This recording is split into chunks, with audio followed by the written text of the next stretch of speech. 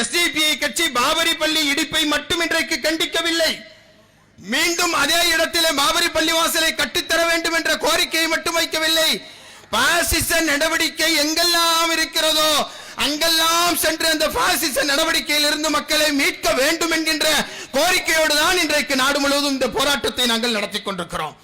எனவே நமது இலக்கு நீண்ட நெடிய இலக்கு, நமது இலக்கு நீண்ட நெடிய இலக்கு, நமது கோரிக்கை மிகப்பெரிய கோரிக்கை.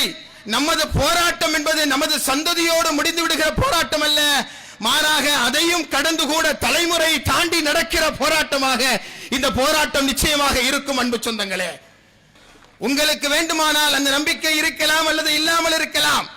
நாங்கள் எங்களது முன்னாள் தலைவர்கள் சொல்லி காட்டியபடி பாபரி பள்ளிவாசல் என்பது அது முஸ்லிம்களுக்கு மட்டும் சொந்தமான தலம் அல்ல, மாறாக அது இந்த நாட்டுடைய மதச்சார்பின்மையினுடைய அடையாளம், மாறாக இந்த நாட்டுடைய ஜனநாயகத்தினுடைய அடையாளம், மாறாக இந்த நாட்டுடைய ஒடுக்கப்பட்ட மக்களுடைய சின்னம்.